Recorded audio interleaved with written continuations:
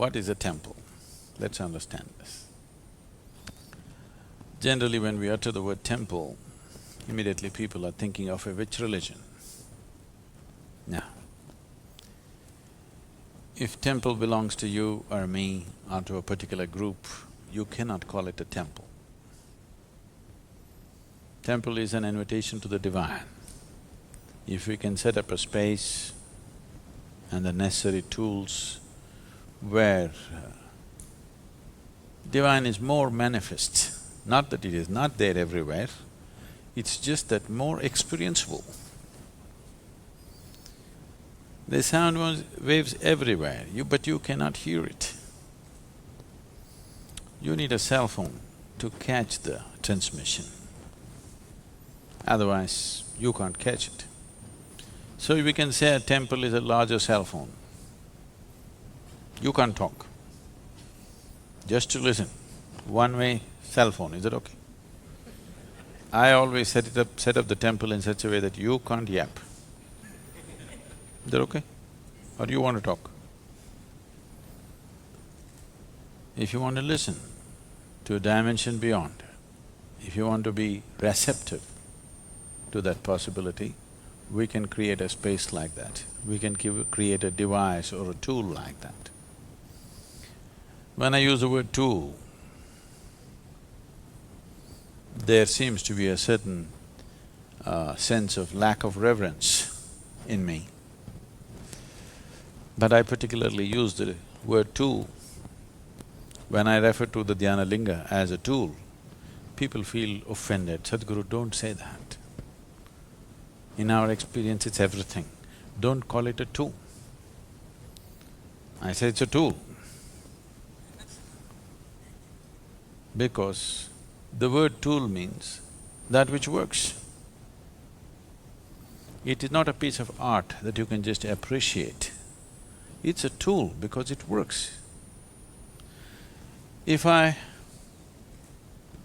just one screw in the door, if I ask you to unscrew it with your hands, can you do it?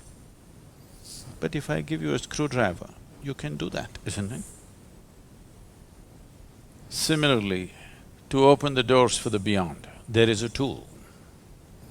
With your own hands, if you try to unscrew that simple screw in the door, all your 10 nails will go, but still it'll not come. Yes? You can try with your teeth. You know, people do. When they have no tools, they'll try their hands, if it doesn't work, don't you do? You may lose your teeth, still it may not come.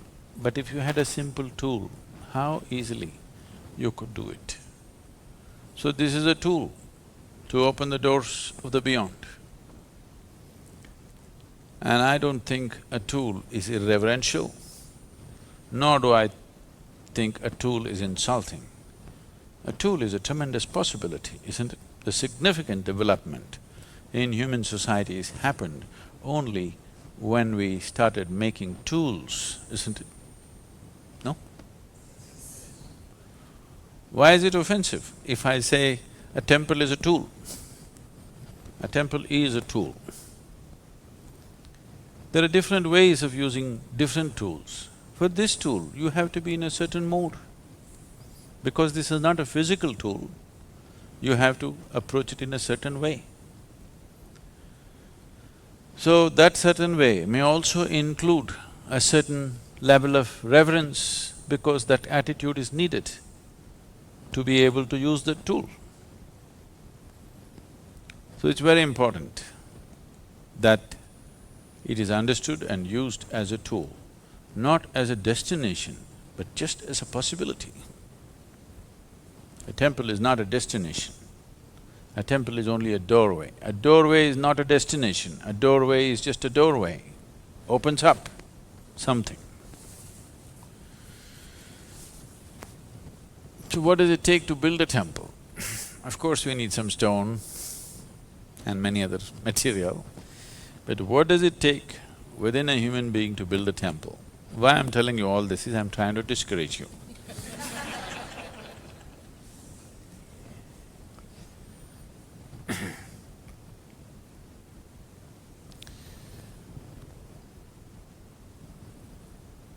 a temple will not happen unless at least a band of people, at least a handful of people, hold it above their own life, not as a part of their life, not as a side thing that they do in their life. Temple building is not a hobby or a profession. You have to see it as something beyond your life, more important than your life. You must understand, at least in the East, in India, temples were built so elaborately, some of the temples took 3 to 4 generations to complete. For example, the Kailash temple in Ajanta, Ellora, in the Ajanta area in Maharashtra. There are many in Tamil Nadu. This temple was carved out of the rock. They did not build it. A huge mountain of a rock, they carved the temple into it. 3 floors, all carved out. They must have removed hundreds of tons of stone, probably thousands of tons of stone, because all the empty space that you see in the temple has been carved out. And they made 3 stories, elaborate, decorations, and there are at least about 600 statues, all carved out. If you make one mistake, you have to rebuild the whole temple. Yes, because it's not built, it's not something you can take it off and put something. It is carved into the rock. It took 135 years, at least 4 generations of people working to the same plan. Three to 4 generations of people working to the same plan for 135 years to complete the temple. And nowhere their names are written. Such phenomenal work. Many of them must have started working at 14, 15 years of age and they would have died there, okay, doing the work. But nobody's name is written. Architect's name is not written. The kings who sponsored the temple, their names are not written. That's a temple, understand? It's not a place for us to leave a footprint of who we are.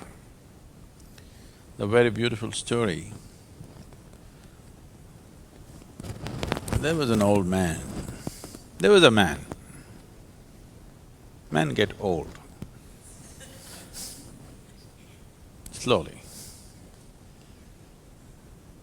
He had 2 sons.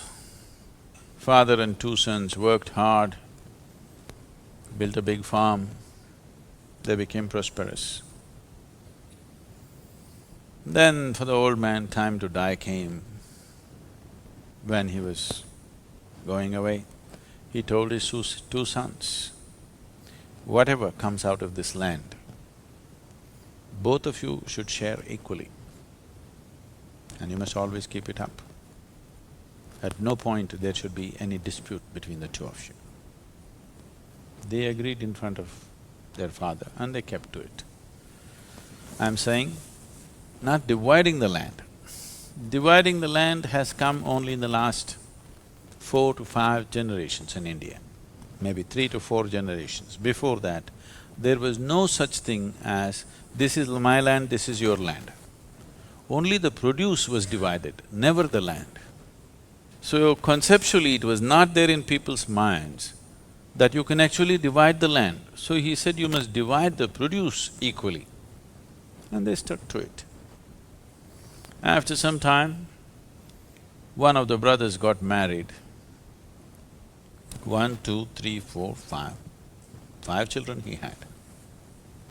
The other one never got married. So he was alone. But still the crop was shared 50-50, because those are the father's words, you can't change it, that's his wish. So the brother who was married and had 5 children, one day a worm entered into his mind. You know, sometimes worms get into your mind. A worm entered his mind, and then a thought arose, and he thought, I have a wife and 5 children, I get 50%. My brother is alone by himself and he gets 50%. When I grow old, my sons will grow up, 5 of them. They will tame more land, we will become more prosperous and we will have much more. But my brother is alone. When he gets old, he will have only 50% of what we have now. This is not fair. But he is so proud. If I try to give him little more, he will not take it. If I try to share my produce from the new lands that my sons have broken, he will not take it. Only from the father's land, he will take 50%. So what to do?